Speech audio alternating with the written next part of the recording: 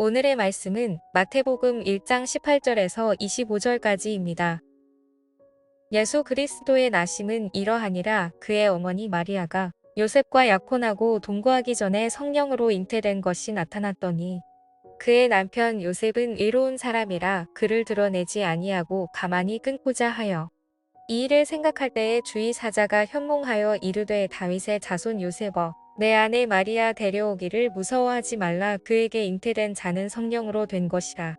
아들을 낳으리니 이름을 예수라 하라. 이는 그가 자기 백성을 그들의 죄에서 구원할 자이심이라 하니라. 이 모든 일이 된 것은 주께서 선지자로 하신 말씀을 이루려 하심이니 이르시되 보라 처녀가 잉태하여 아들을 낳을 것이요 그의 이름은 임마누엘이라 하리라 하셨으니 이를 번역한즉 하나님이 우리와 함께 계시다 함이라. 요셉이 잠에서 깨어 일어나 주의 사자의 분부대로 행하여 그의 아내를 데려왔으나 아들을 낳기까지 동침하지 아니하더니 낳음의 이름을 예수라 하니라. 여러분, 오늘 말씀은 예수님께서 성령으로 잉태되신 사건을 다루고 있는 본문인데요.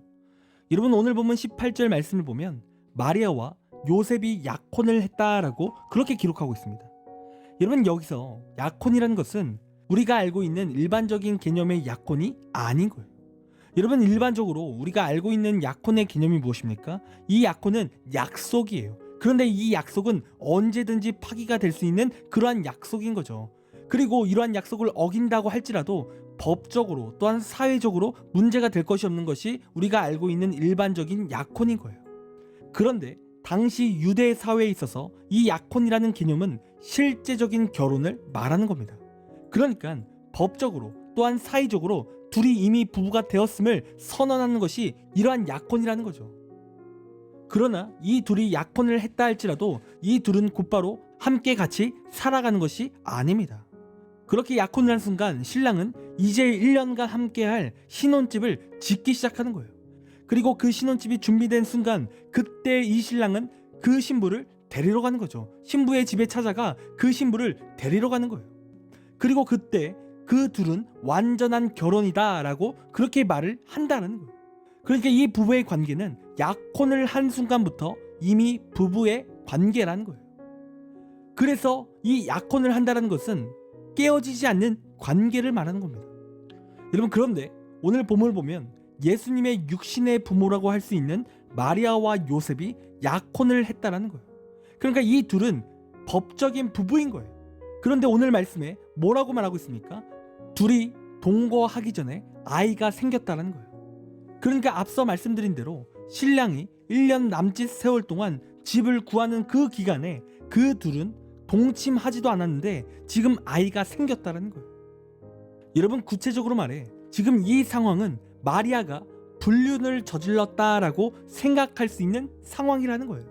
왜입니까? 지금 요셉과 함께 동거하지 않았는데 아이가 생길 수 없는 상황인데 지금 아이가 생겼다는 거예요. 여러분, 그래서 당시 사회의 율법대로 따지자면 지금 어떠한 일이 일어나야 하냐면 지금 이 마리아는 돌로 맞아 죽어야 하는 그러한 상황인 거예요. 여러분, 그렇다면 진짜 이 마리아가 불륜을 저질렀을까요? 아니죠. 1절 말씀을 보면 이 마리아가 성령으로 잉태되었다라고 그렇게 기록하고 있는 거예요. 그러니까 사람과의 부적절한 관계가 아닌 성령으로 잉태되었다라는 거죠. 불륜이 아니라 하나님의 놀랍고 선하신 뜻 가운데 지금 예수님이 이 마리아를 통해 이 땅에 오시게 되었다라는 거예요. 여러분, 그런데 상식적으로 우리는 우리의 일이 아니고 또 이미 우리는 결론을 알기에 사실 성령으로 잉태되었다는 말을 믿을 수가 있어요. 그런데 당시에 마리아의 남편인 요셉이 이 말을 들었을 때 여러분, 이 요셉은 아마 엄청난 패닉 가운데 빠졌을지 모릅니다. 여러분, 그런데 오늘 이 요셉이 어떻게 반응을 했습니까? 19절 말씀을 보니까 이렇게 기록하는 거예요. 그의 남편 요셉은 의로운 사람이라 그를 드러내지 아니하고 가만히 끊고자 하여. 여러분, 지금 성경이 이 요셉을 뭐라고 소개하고 있습니까? 그를 의로운 사람이다 라고 그렇게 소개하는 거예요. 그리고 요셉이 어떻게 했어요? 20절 말씀을 보니까 성령으로 잉태되었다라는 이 사실을 이 요셉이 믿었다라는 거예요. 여러분, 그렇다면 이 요셉이 마리아가 바람을 핀 것이 아니라 성령으로 잉태되었다라는 사실을 그가 어떻게 믿었을까요? 여러분 19절 말씀처럼 그가 의롭기 때문에 그 말을 믿었을까요? 여러분 일반적으로 이 의롭다라는 말을 그가 착한 사람이다 이렇게 생각을 많이 하는데 여러분 단순히 이 요셉이 다 알지만 착해서 이 마리아의 말을 믿어줬을까요? 여러분 아니에요. 여러분 당시 시대에 의로움이라는 것은 율법을 따르는 것이 의로운 사람이에요. 여러분 이것이 당시 사회적인 전반적인 분위기였습니다. 그러니까 요셉이 진짜 의로운 사람이다 이렇게 말을 할 때 그가 진정으로 의로우려면 이 마리아를 돌로 쳐 죽여야 그는 율법이 말하는 진정으로 선한 사람이고 의로운 사람이 될 수밖에 없다라는 거예요. 가늠하다 잡혔으면 사람들에게 드러내고 돌로 쳐야 된다라는 거예요. 그런데 그가 의로운 사람이라고 하는데 여러분 그가 어떻게 해줬습니까? 그 마리아의 말을 믿었다라는 거예요. 그러니까 지금 앞뒤가 안 맞는 거예요. 의로운 사람인데 지금 율법을 어긴 거죠. 여러분 그렇다면 이게 어떻게 된 일일까요? 여러분 그 이유는 여러분 요셉은 의인이 맞아요. 그러나 그는 율법을 따라서 의인이 되었다라는 말이 아닙니다. 여러분 구체적으로 오늘 본문 20절 말씀을 보면 이렇게 기록하고 있는데요. 이 일을 생각할 때 주의 사자가 현몽하여 이르되 다윗의 자손 요셉아 내 아내 마리아 데려오기를 무서워하지 말라. 그에게 잉태된 자는 성령으로 된 것이라. 여러분 지금 요셉이 마리아의 말을 믿을 수 있었던 것은 그가 꿈을 꾼 거예요. 그리고 그 꿈에 주의 사자가 나타난 거죠. 그리고 마리아가 성령으로 잉태되었음을 그가 그 꿈을 통해 들은 거예요. 한마디로 그에게 하나님께서 레마의 말씀을 주신 거예요. 하나님께서 그에게 직접 말씀을 하신 거죠. 그런데 여기서 핵심은 무엇이냐면 분명 이러한 꿈을 꾸었다 할지라도 그냥 자신이 율법을 의지했다면 그는 하나님의 말씀을 믿지 않았을 거라는 거예요. 왜입니까? 성령으로 잉태되었다는 말을 들어본 적도 없고 이 마리아가 거짓말을 한 것처럼 충분히 느낄 수 있는 상황이기 때문에 그래요. 여러분 그러나 이 요셉은 하나님의 말씀을 믿었어요. 분명 거짓말처럼 느껴질 수 있는 상황이었지만 그는 그 말씀을 온전히 믿은 거죠. 그리고 성경에 그렇게 믿은 요셉을 향하여 뭐라고 부릅니까? 의로운 사람이다 라고 그렇게 성경은 부른다라는 거죠.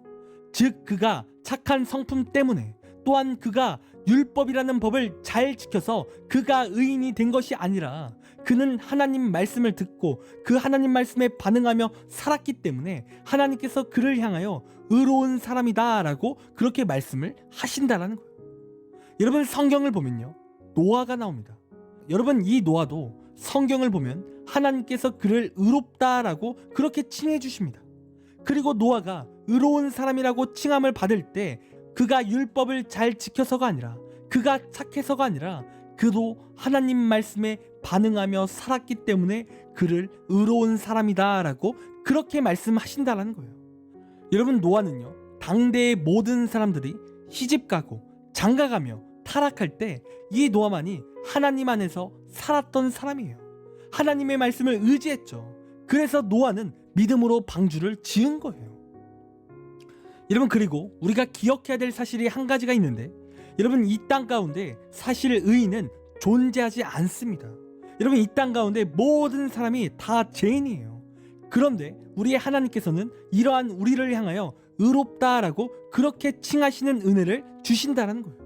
그리고 이러한 우리를 의롭다 칭하실 때 그를 칭해 주시는 의로움이 어디서부터 시작이 되냐면 우리가 믿음으로 살아갈 때 나를 의지하는 것이 아닌 하나님을 붙들고 예수 그리스도의 은혜를 붙들며 살아갈 때 하나님께서 나를 의롭다라고 그렇게 칭해 주신다라는 거예요.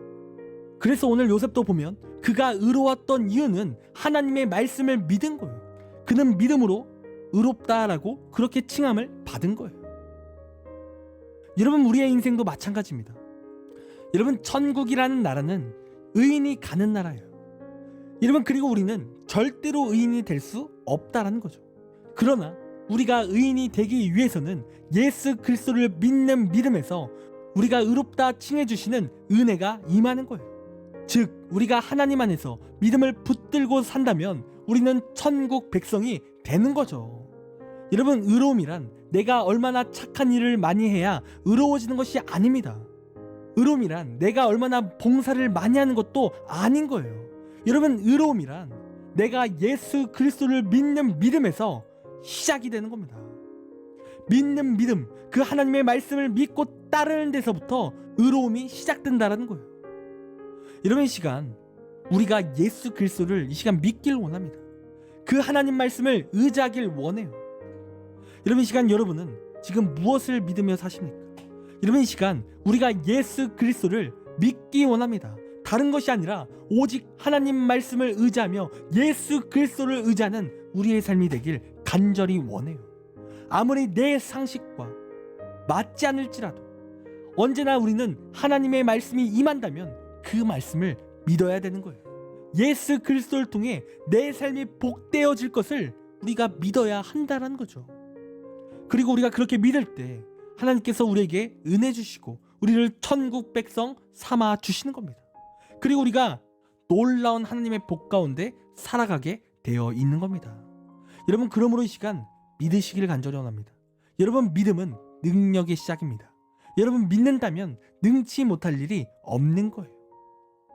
여러분, 우리의 삶 가운데에도 하나님을 믿는 믿음으로 우리가 의롭다 칭함을 받아야 될 줄 믿습니다.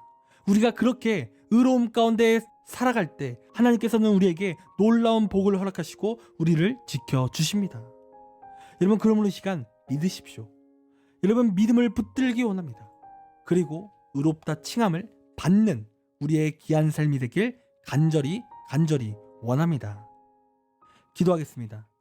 하나님, 우리의 삶이 하나님께 칭찬받는 삶이 되기 원합니다. 하나님께 의롭다 칭함을 받는 그러한 삶이 되길 원합니다.